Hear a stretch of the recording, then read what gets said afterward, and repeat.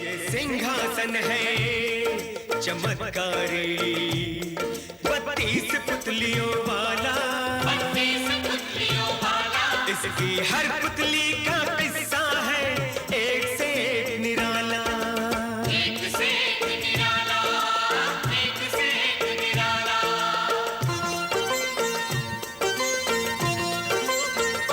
बड़ी दिलचस्प है बच्चों पुरानी ये कथा माला, बड़ी दिलचस्प है बच्चों पुरानी ये कथा माला। इसमें हर बार मिलेगा तुम्हें मनोरंजन का मसाला, मनोरंजन का मसाला। सिंहासन 32, सिंहासन 32, सिंहासन 32। शुभ दिन है ये पावन, अभिनंदन।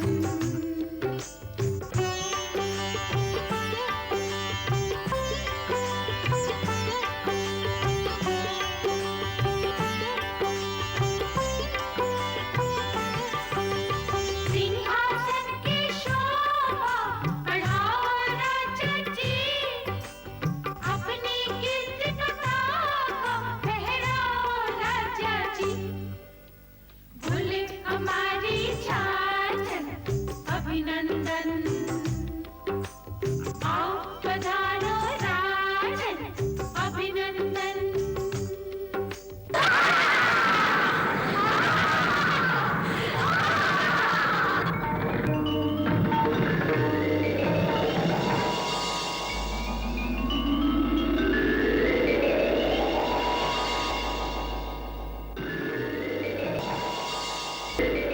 अरे अरे, कहाँ चले भोजराज? आज फिर पधार गए सिंहासन पर विराजमान होने के लिए? नहीं नहीं पृथ्वीपति, माना कि आप बड़े राजा हैं, पर उतने बड़े नहीं, उतने महान नहीं जितने वीर विक्रमादित्य थे, जिनका ये सिंहासन है। इस पर बैठने से पहले थोड़ा सोचिए भोजराज, कहाँ विक्रमादित्य और कहाँ आप। सुनिए, मैं आपको वीर विक्रमादित्य की एक कहानी सुनाती हूँ। एक दिन की बात है, महाराज अपने दरबार में इसी सिंहासन विराजमान थे। मंत्री जी। जी महाराज। पिछले साल हमने उज्जैनी से बाहर के क्षेत्रों में न्यायाधीश नियुक्त कर भेजे थे। हाँ स्वामी। उनका काम कैसे चल रहा है? हमारे प्रजा को वो सही न्याय दे पा रहे हैं या नहीं? जी अच्छा चल रहा है महाराज। ये बात आपकी साधार का क्या है? उन न्यायाधीशों के विरुद्ध कहीं से किसी प्रकार का विरोध या असंतोष की सूचना तो नहीं आई महाराज। यदि प्रजा सहनशील हो तो हम मान लें कि वो सुखी। नहीं महाराज, मेरा ये तात्पर्य नहीं था। आप सभी क्षेत्रों से पिछले दिनों दिए गए न्याय की सूचनाओं को मंगाइए। अपराध क्या था, आरोप क्या था, साक्षी क्या कह रहे थे, अपराधी ने अपने बचाव में क्या कहा, न्याय क्या दिया गया, और न्यायाधीश उस निर्णय पर कैसे पहुंचे। जैसे आपकी आज्ञा महाराज। राजा होने के नाते हमारा धर्म है कि हम इस बात पर ध्यान दें कि हमारी प्रजा पर न्याय का शासन है। आप परम न्यायी हैं महाराज, आप ही ये बात कर सकते हैं। महाराज, कहो। एक ब्राह्मण और एक भाट आपके दर्शन करना चाहते हैं। क्यों? वो दोनों किसी विवाद में उलझे हुए और कहते हैं कि हमारे विवाद का निपटारा केवल सम्राट ही कर सकते हैं। बुलाओ। जैसी आज्ञा।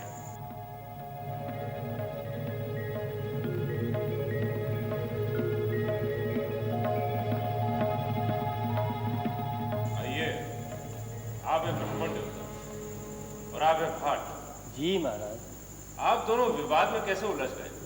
आप ठहरे भाट, चारण, प्रशस्ति गाने वाले थे। जो भी सुंदर और श्रेष्ठ दिखा उसके गुण गाने लगे।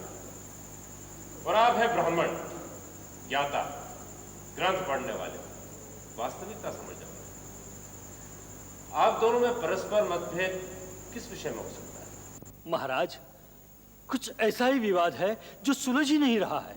फिर हमने सोचा अब महाराज ही हमारी गुत्थी सुलझाएंगे। सुने तो, ऐसी क्या बात है?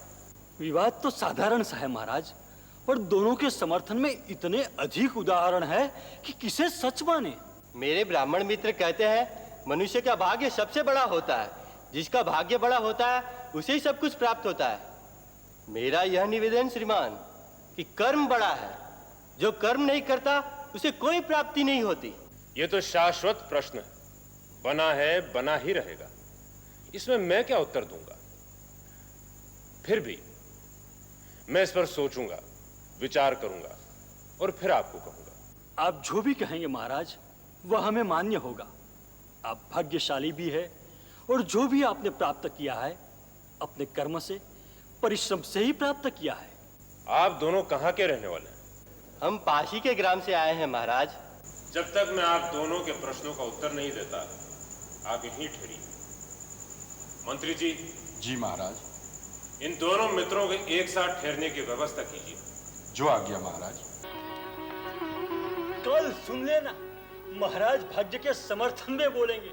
अरे ऊंचा भाग्य लिखा कर न लाते तो इतना बड़ा राज्य मिलता विक्रमादित्य को। सम्राट विक्रम ने यह राज, यह कीर्ति अपने बाहुबल से प्राप्त की है, किसी ने वरदान नहीं दिया था उन्हें। ये लीजिए, महाराज ने आपके लिए भोजन बनाने की पूरी सामग्री भेजी है। जलाने के लिए ईंधन भी बाहर रखा है। आप अपना भोजन खुद ही बना लीजिए। ये थाली आपकी है और ये थाली आपकी है। वाह, अब ठीक है।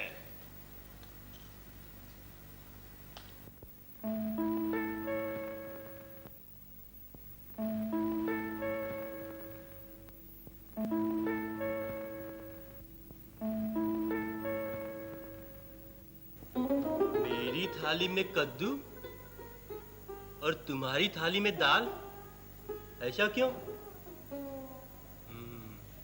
महाराज ने सोचा होगा मैं चारण हूँ, भाजी खाना मुझे दाल खाने से अच्छा लगेगा। और मैं ठहरा ब्राह्मण, जन्म से दाल खाने वाला, इसलिए मेरे लिए दाल भेज दी। जो भी हो, चलो भोजन बनाने की तैयारी करें, भूख लग रही है।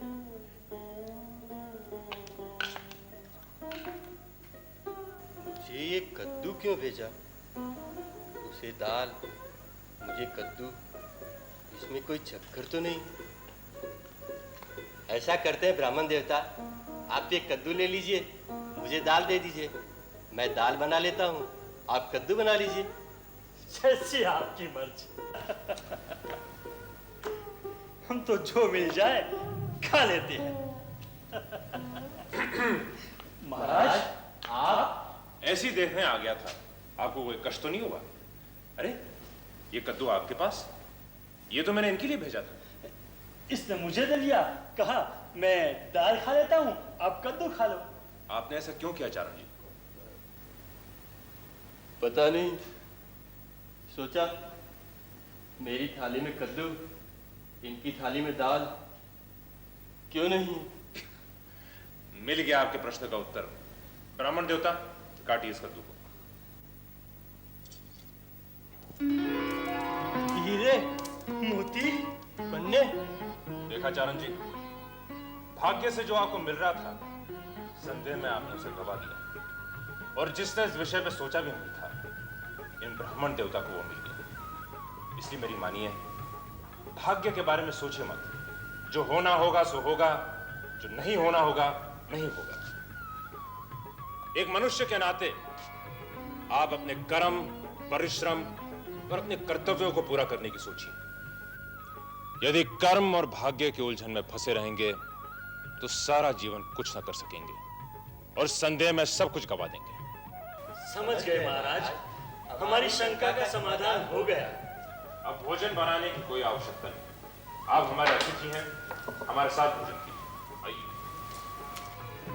प्रणाम महाराज। कहो।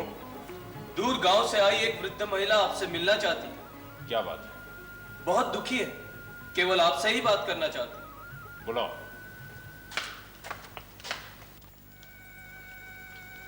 कहो मां, क्या कष्ट है? क्या बताऊं महाराज, मेरे दोनों पुत्र हत्या के अपराध में पकड़े गए। उन्हें प्राण दंड दिया जा रहा है, उन्हें सूली पे चढ़ाया जा रहा है महाराज। यदि तुम्हारे पुत्रों ने हत्या की है तो उन्हें अपराध का दंड तो दिया जाएगा, उसमें मैं क्या कर सकता हूँ? वे हत्यारे नहीं है, उन्होंने हत्या नहीं की। ये तो माँ की भावना है। प्रमाण क्या कहता है? प्रमाण मेरे बेटों के विरुद्ध है महाराज। उन्होंने हत्या न की होगी, इसका कोई प्रमाण नहीं। फिर? पर मेरा मन कह रहा है वो निरपराध है, वे हत्या कर ही नहीं सकते, वे हत्या की कल्पना तक नहीं कर सकते। यदि उन्हें प्राण दंड दिया गया तो घोर अन्याय होगा महाराज, तुम्हारे राज में घोर अन्याय। निरपराधी मारे जाए और तू देखता रहे इतना सामर्थ होकर। न्याय हो चुका, तेरे दोनों बेटे अपराधी सिद्ध हो गए। कल उनका निर्णय होगा, कल न्यायाधीश बैठकर मेरे बेटों के अपराध पर विचार करेंगे। तू जा माँ, यदि तेरे बेटों ने हत्या नहीं की है उन्हें दंड नहीं मिलेगा, निश्चित रहे। अब तेरा ही भरोसा रह गया बेटा। हमें तुरंत जाना पड़ेगा। यदि इस बुढ़िया के दोनों बेटे सचमुच निर्दोष हैं तो उनके साथ किए गए अन्याय का भागीदार मुझे भी होना पड़ेगा। राजा तो मैं हूं ना, मेरे राज्य में कोई अन्याय नहीं होना चाहिए। आप धन्य है महाराज, आप महान है। आप कर्म से भाग्य को बदल सकते हैं, दुर्भाग्य को श्रम से बदल सकते हैं।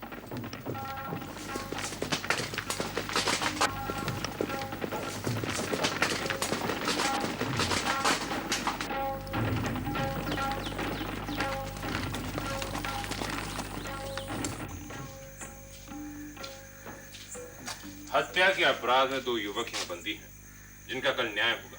हाँ, मुझे उनसे मिलना है। बंदियों से मिलने की आज्ञा नहीं है।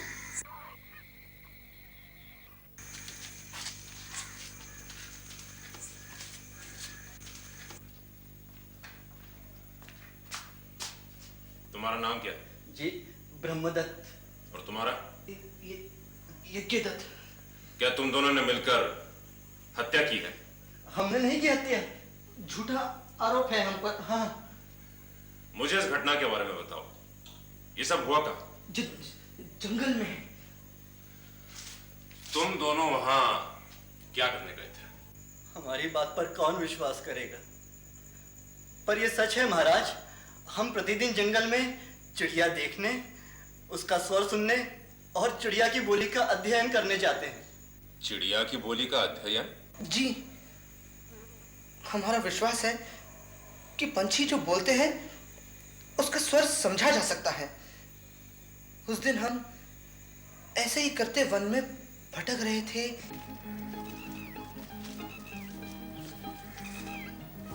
सुन यज्ञदत्त, वो चिड़िया क्या कह रही है? उसका संगी कहीं भटक गया है ब्रह्मदत्त। कहाँ हो? कहाँ हो? कहकर चिल्ला रही है। पर यज्ञदत्त, इसके स्वर में उदासी का भाव नहीं है। क्योंकि वो जानती है उसका संगी यहीं कहीं आसपास है। हाँ, पर एक कारण और लगता है। कारण और? वो क्या? देखो यज्ञदत्त, उस वृक्ष पर फल भी लगे हैं, है ना? हाँ। शायद वो चिड़िया अपने मित्र को वहां आकर फल खाने की सूचना दे रही हो। हो सकता है। ब्रह्मदत्त, इसकी ध्वनि लिख लो, फिर देखेंगे ये सूखी वृक्ष पर बैठकर क्या कहती है। अरे, इसकी ध्वनि मुझे याद हो गई, सुन।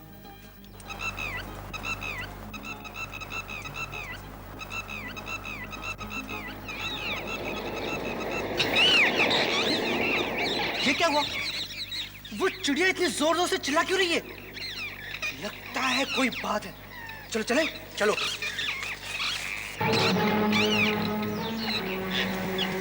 ये चिड़िया यज्ञदत्त। ब्रह्मदत्त, ये आदमी पड़ा हुआ है। ये जीवित है या मर गया? देखो।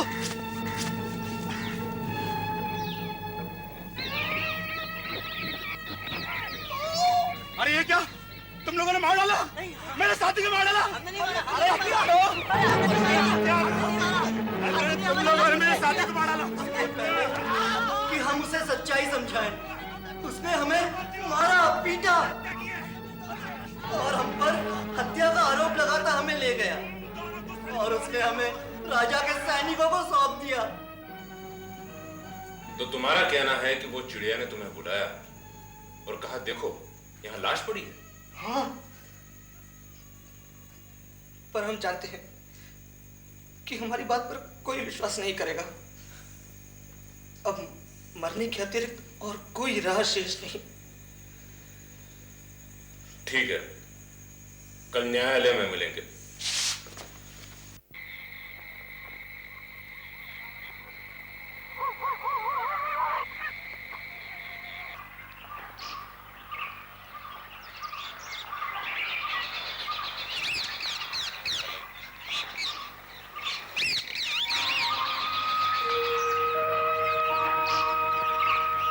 ये हमारा सौभाग्य है, हमारे नगर का सौभाग्य है कि आज परम न्यायी सम्राट विक्रमादित्य आज यहाँ पधारे हैं। मैं आप सब लोगों की तरफ से इनका अभिनंदन करता हूँ। सम्राट विक्रमादित्य की जय। मैं न्यायाधीश हूँ।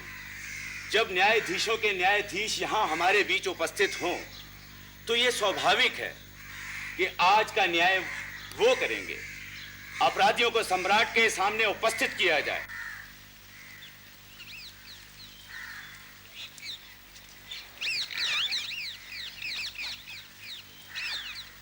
महाराज, ये दोनों युवक हत्या के अपराधी हैं। एक समृद्ध नागरिक के धन के लालच में इन दोनों ने उसकी जंगल में हत्या कर दी और इस वीर पुरुष ने इन्हें रंगे हाथों पकड़ लिया। मैं इस पूरी कहानी को जानता हूं। अपराधियों का अपनी सफाई में यह कहना है कि ये जंगल में चिड़ियों की आवाजें सुनने के लिए गए और वहीं इन्होंने मृतक को देखा।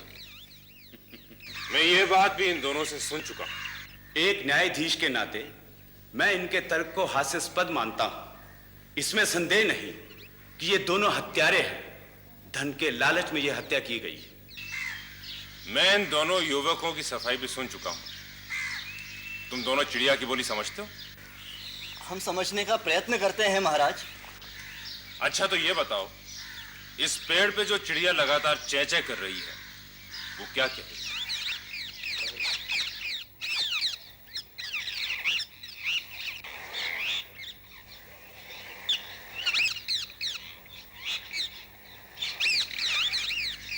महाराज, उस चिड़िया के 4 अंडे किसने चुरा लिए हैं?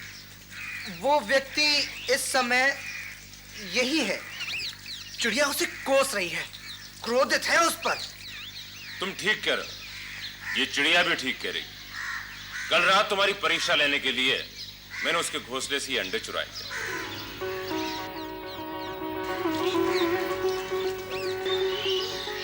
इसके बाद तो ये दोनों युवकों की योग्यता में संदेह नहीं रहता।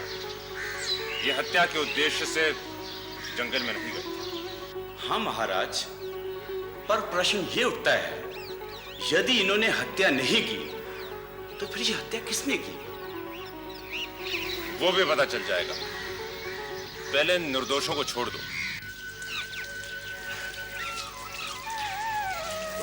मेरे बच्चे।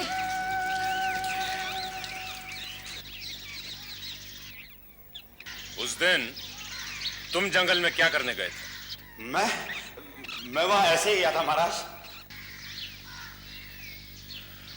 आओ चलो, आज हम सब फिर वहीं चलते हैं। लाश उस पेड़ के नीचे थी जहां हमारा प्रहरी निहत्था बैठा है। ये लो तलवारें, नंगी तलवारें, और उसकी ओर जाओ जैसे कि उस पर आक्रमण कर रहे हो। जाकर जल्दी लौट आओ, जाओ।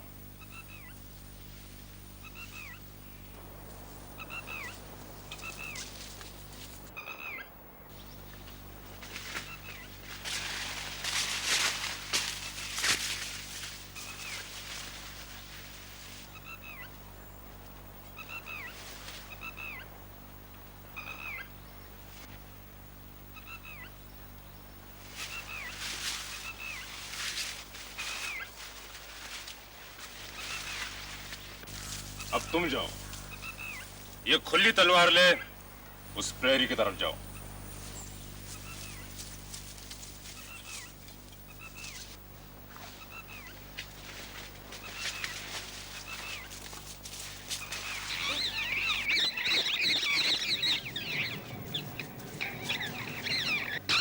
हत्या तुमने की है ना? मैंने हत्या की थी महाराज।